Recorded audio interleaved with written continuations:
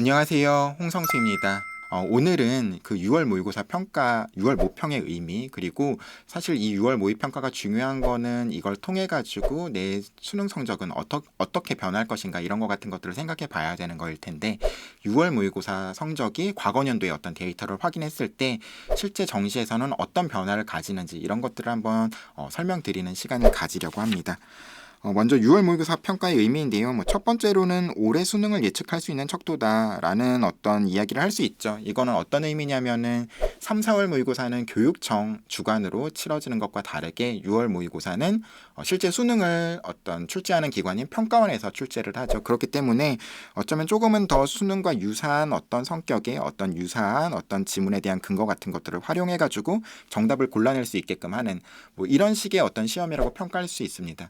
다만 여기서 이 올해 수능을 예측한다라는 게 6월 모의고사의 어떤 난도 같은 것들이 수능 때도 계속해서 유지된다. 이렇게 받아들이시면 안 되는 부분이 있을 것 같아요. 실제로 작년 같은 경우에도 뭐 6월이나 9월 같은 경우에 뭐 수능 모의고사 국어가 그렇게 쉽지는 않긴 했어요. 하지만 실제 수능은 너무나 어렵게 나온 문제들이 많았죠. 그렇기 때문에 이 시험을 통해서는 내가 실제 수능이 어떨 것이다. 이런 것 같은 것들을 평가하기도 하지만 평가원에서도 이런 문제를 이런 식으로 내면은 학생들이 어떤 식으로 반응하는구나, 이 문제들을 쉬워하는구나, 어려워하는구나 라는 것 같은 것들을 평가하고 실제 수능에 반영하는 거기 때문에 이 난도 같은 것들이 계속해서 유지된다. 이렇게 말씀드릴 수는 없을 것 같아요. 다만 그럼에도 불구하고 어떤 유형 문제 같은 것들, 올해는 뭐 고전문학 작품 같은 것들의 길이가 뭐 길어졌다라든지 아니면 고전문학과 현대문학 같은 것들이 맞고 섞여가지고 지문이 출제됐다라든지 뭐 이런 어떤 유형의 변화 같은 것들은 예측해 볼 수 있는 측면 같은 것들이 있겠죠.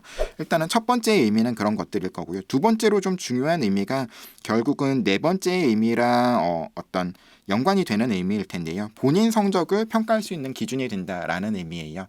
그러니까 이 평가할 수 있는 기준은 뭐 3월, 4월 모의고사도 평가할 수 있는 기준이 되죠. 하지만 조금은 더 객관적인 위치를 확인할 수 있는. 왜냐하면 3, 4월 모의고사는 고3 현역들 사이에서 어떤 평가가 이루어지는 거고 6월 모평 같은 경우에는 재수생 그러니까 졸업생들이 시험을 치르고 같이 평가를 받는 시험이기 때문에 3, 4월에 비해서는 사실은 성적이 조금 하락하는 뭐 원점수가 하락한다 뭐 이렇다기보다는 원점수가 유사하더라도 등급이 조금 하락하는 이런 경향성을 띠는 경우가 많죠. 그래서 실제 수능에서는 보통 매년 한 13만 명 정도의 어떤 졸업생들이 수능을 접수하곤 했었어요. 6월은 한 절반 정도인 한 6만에서 7만 정도 사이에 졸업생들이 시험을 접수하고 시험을 치렀었는데요.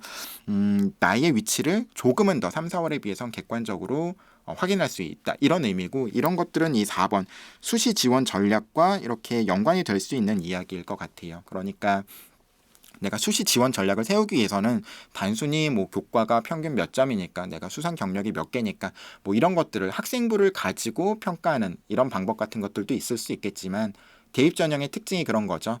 수시에 합격하면 정시에 지원할 수가 없다. 정시에 지원해서 합격하면은 어떤 합격이든 다 취소가 되기 때문에 수시에 지원하면 정시에 합격할 수 없고 그렇기 때문에 내가 정시에 지원할 수 있을 법한 학교보다는 조금은 더 상향하거나 아니면 그 비슷한 라인의 대학 같은 것들을 수시에서 지원하고자 하는 경우가 많죠. 그렇기 때문에 6월 모평을 통해서 이 성적이 수능까지 어떤 식으로 연결이 될지 어떤 식으로 6월 모의고사가 이 정도 성적이 나왔으니까 수능에서는 또 어느 정도의 성적을 기대할 수 있고 그 성적이면 내가 어떤 대학을 지원할 수 있겠다 이런 것들을 판단하는 근거가 되는 거겠죠. 그렇기 때문에 그 판단이 이루어지고 나서는 그럼 수시는 어느 대학을 지원해야겠다 이런 것들을 생각해 볼 수 있는 걸 텐데요. 이런 어떤 성적을 객관적으로 평가하고 수시 지원 전략의 척도가 된다라는 의미를 가지고도 있을 거예요. 마지막으로는 이제 학습계획 수립의 길잡이라는 거일 텐데 그러니까 뭐 내가 수학 3점 문제 같은 것들을 4점 문제는 오히려 막 까다로운 문제 같은 것들을 잘 풀었는데 3점 문제를 뭐 틀리는 경우가 있을 수도 있죠. 너무 좀 조급한 마음에 뭐 계산 실수가 일어났을 수도 있고 아니면 4점 문제를 맞춰야겠다는 생각에 4점 문제를 먼저 풀다 보니까 3점 문제를 아예 뭐 손도 못 대는 경우가 있었을 수도 있고요. 어떤 내가 부족한 점이 어떤 건지 시험에 있어서 100분 안에 30문제를 수학 문제를 풀거나 80분 안에 45문제 국어 문제를 풀거나 이런 시험을 경험하는 데 있어서 나의 부족한 점은 무엇인지 같은 것들을 판단하고 또 앞으로는 어떻게 공부할 것인지 이런 것들을 계획하는 어떤 길잡이가 될 수가 있을 것 같아요. 자, 여기서 이제 어떤 이런 6월 모의평가의 의미를 찾을 수가 있는데 이런 6월 모의평가의 의미 아까 제가 수시 지원 전략의 척도가 된다라고 말씀드렸죠. 그러면 과거 학생들은 6월 모의고사 평가 6월 결과와 수능의 결과가 어떤 식으로 변화했을까라는 부분을 생각해 볼 필요도 있을 것 같아요. 이건 2017년 그러니까 재작년이죠. 재작년에 저희 진학사의 6월 모평 성적과 실제 수능 성적을 둘 다 입력한 학생이 약 2만 명 정도가 됩니다. 그 학생들의 어떤 통계를 가지고 온 거예요. 먼저 3등급 때 평균 3등급 때 학생을 보죠. 평균 3등급 때 학생은 그 등급이 상승하거나 유지하는 비율이 61.2%라고 하고 있어요. 어떤가요? 50% 이상이 유지된다라고 하니까 뭐 나쁘지 않네 이렇게 생각하실 수도 있겠지만 사실 이거는 저희가 보여드리는 어떤 그 통계의 오류라고도 할 수 있는데 이건 어떤 의미냐면은 그러니까 여기서 얘기하는 3등급이라는 거는 국어, 수학, 탐구 두 과목의 어떤 평균 성적을 얘기하는 거예요. 그래서 3등급이라고 하는 거는 3.3등급인 학생도 3등급 때 그래프 안에 들어가 있는 거고 3.9등급인 학생도 3등급 때 그래프 안에 들어가 있는 거죠. 그렇기 때문에 3.3등급인 학생이 6월에 수능 3.3등급이었던 학생이 수능에서는 3.9등급을 받았다라고 하면은 이 그래프상에서는 그게 유지되었구나 이렇게 보일 수가 있는 겁니다.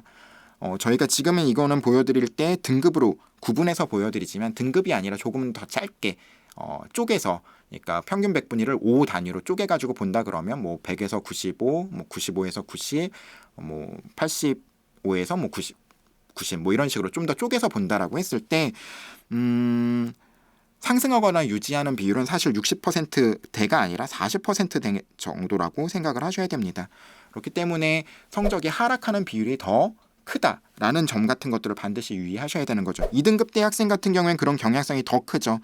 상승하거나 유지하는 비율은 37.3%에 불과하고 1등급이 하락하는 학생은 50%, 2등급이 하락하는 학생은 10%가 됩니다.